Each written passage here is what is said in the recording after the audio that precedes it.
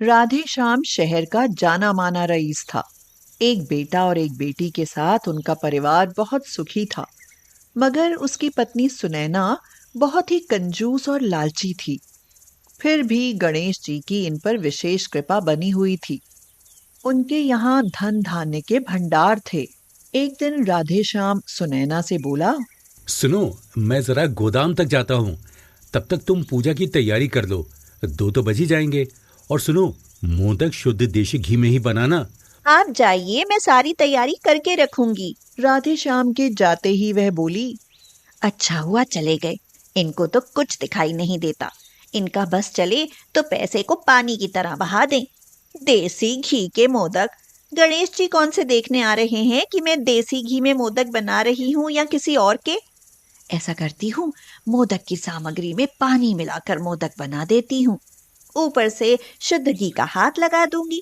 गणेश जी भी खुश और पति देव जी भी खुश। माता पार्वती बोली, हे पुत्र, तुमने स्त्री की सारी इच्छाएं पूर्ण की है, लेकिन देखो ये कितनी चतुराई से तुम्हारे प्रसाद के लिए पानी के मोदक बना रही है। हे माता, ये सब इसके पति की आस्था से मैंने इसको दिया है। वो मेरा परम भक्त है, इसलिए मैं उसकी सारी इच्छाएं पूर्ण करता हूँ। माता, वो समय भी आएगा जब ये स्त्री शुद्ध देशी घी के मोदक बनाकर मुझे खुद अपने हाथों से खिलाएगी। गणेश जी एक साधु का वेश बदलकर सुनैना के दरवाजे पर पहुंचे और बोले, भिक्षा दे बेटी। जाओ बाबा, कहीं और से लो। बेटी, दान करने से ज्ञान और धन हमेशा बढ़ते हैं। दान करूं? मेरे यहाँ कोई सरकारी खजाना नहीं खुला है, जाओ यहाँ से। गणेश जी उसकी कंजूसी देखकर नाराज होकर चले गए। पूजा शुरू हो चुकी थी। राधे श्याम ने कहा, मोदक कहाँ है सुनैना? जरा मोदक ले आओ, गणेश जी को भोग लगाना है। अभी लाती हूँ। देखो, मैंने आधा कनस्तर देसी घी डाला है इनमें। पूजा अभी खत्म भी नहीं हुई थी कि राधे श्याम बेहोश होकर गिर पड़ा। सुनैना घबरा कर बोली, अरे, ये क्या हो गया इन्हें? गणेश जी, इनकी रक्षा करना। विजय बेटा, जल्दी इधर आओ। देखो देखो, तुम्हारे पिताजी को क्या हो गया है। इन्हें वैद्य जी के पास लेकर चलो जल्दी। ठीक है माँ, अभी चलते हैं। वो वैद्य जी के पास पहुंचे। वैद्य जी बोले, राम ही जाने कौन सा रोग है इन्हें। ना तो ये देख पा रहे हैं और ना ही बोल पा रहे हैं। मुझे बहुत सी औषधियां तैयार करनी पड़ेंगी, जिसमें बहुत खर्चा आ जाएगा। वैद्य जी, मेरे पति को कुछ नहीं होना चाहिए। तो अभी आप 20,000 रुपए दे जाइए। मुझे औषधि बाहर से मंगवानी पड़ेंगी। 20,000? ये तो मेरे पति की 4 महीने की कमाई है। ऐसा नहीं हो सकता कि कुछ कम में काम चल जाए। नहीं, दवाएं कीमती हैं। अगर तुम्हें पैसा बचाना है तो कहीं और ले जाओ। अब उसके पास वैद्य को पैसे देने के अलावा कोई रास्ता नहीं था। विजय ने वैद्य को 20,000 रुपए लेकर दे दिए। इलाज शुरू हुए 15 दिन बीत गए, लेकिन अभी कोई आराम नहीं था। रात के समय सुनैना ने अपने घर में कुछ अजीब सी आवाजें सुनी। उसने उठकर देखा कि कुछ चोर उसके घर से सामान लेकर खिड़की से भाग रहे थे। वह जोर से चिल्लाई, चोर चोर! नो, विजय, जल्दी आओ, देखो चोर चोरी करके भाग रहे हैं। लेकिन जब तक विजय आया तब तक चोर भाग चुके थे।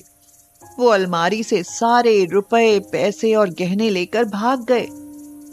गणेश जी, हम लुट गए, बर्बाद हो गए। ये हमारी कैसी परीक्षा ले रहे हो प्रभु?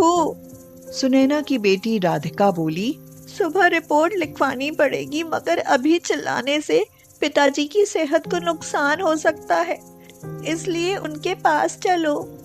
राधे श्याम की आंखों से पानी निकल रहा था, लेकिन ना तो वह देख सकता था और ना बोल सकता था। सुबह राधे श्याम के घर में चोरी की खबर पूरे शहर में फैल गई।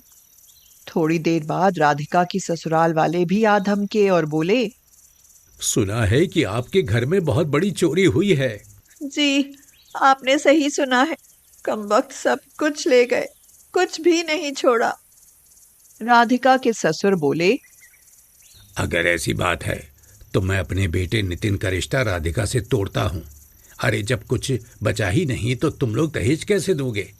मैं अपनी बेटी की शादी अपनी बराबरी की लड़की से करूंगा जो अच्छा दान दहेज दे सके। ऐसे ही डिग्री नहीं ली मेरे बेटे ने, मैंने भी पैसा लगाया है। ये क्या हो रहा था? सुनैना को कुछ समझ नहीं आया।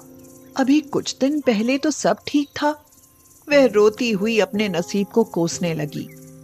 2 महीने बीत गए। सुनैना के घर में भूखे मरने की नौबत आ गई। विजय अपनी माँ से कहता है, माँ, मैं घर छोड़कर जा रहा हूँ। आखिर कब तक पानी पीकर जिंदा रहेंगे? 3 दिन से घर में खाना नहीं बना। कुछ काम मिल गया तो आ जाऊंगा, वरना मेरा इंतजार मत करना। आज सुनैना खुद को बहुत लाचार और अकेला महसूस कर रही थी। गणेश जी भी आज उसका साथ नहीं दे रहे थे। उसे याद आया कि किस तरह राधे श्याम शुद्ध देसी घी के मोदक बनाकर गणेश जी को चढ़ाया करते थे। सुनैना गणेश जी के सामने जाकर रोने लगी और बोली, हे गणपति महाराज, मेरे घर में दूध घी के भंडार हुआ करते थे, मगर आज खाने को एक कौर भी नसीब नहीं है। बेटी 4 दिन से बिस्तर पर बीमार पड़ी है। बेटा घर छोड़कर चला गया और ये तो दिन रात तुम्हारी आराधना करते थे। फिर किस कर्म की सजा दी है तुमने हमें? गणेश जी तेज रोशनी के साथ प्रकट होते हुए बोले, तुम्हारे कर्मों की सजा है सुनैना। मेरे कर्मों की प्रभु? वो कैसे? क्या भूल हुई मुझसे? मैंने तुम्हारे पति की पूजा पाठ से खुश होकर तुम्हें इतनी धन संपत्ति दी, लेकिन तुमने मेरे ही मनपसंद मोदक में पानी की मिलावट करके घी का नाम दे दिया। इसलिए मैंने नाराज होकर तुमसे सब कुछ वापस ले लिया। इतनी कंजूस स्त्री मेरी भक्त नहीं हो सकती। हे गणपति बप्पा, आपने मेरी आंखों पर बंधी हुई लालच की पट्टी खोल दी। अब मैं कभी कंजूसी नहीं करूंगी और अपने हाथों से तुम्हें शुद्ध देसी घी के मोदक बनाकर चढ़ाऊंगी। मुझे माफ कर दो प्रभु, अब ऐसी गलती दोबारा नहीं करूंगी।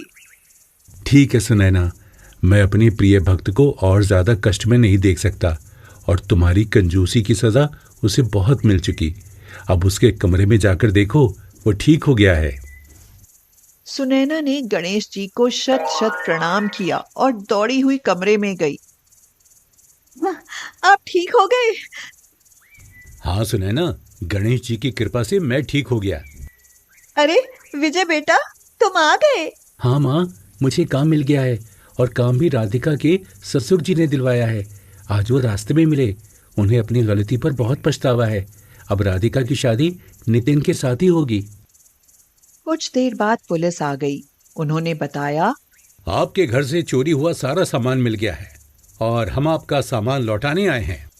सुनैना की आंखों में खुशी के आंसू आ गए। हे गणेश जी, अब 1-2 नहीं बल्कि पूरे सेवा मन से देसी घी के मोदक बनाकर दान करूंगी। हाँ।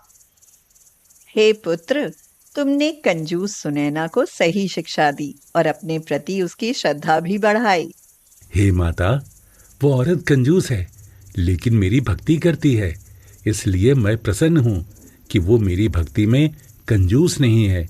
जो भी मनुष्य मेरी भक्ति करता है, मैं उसके सारे कष्ट हर देता हूँ।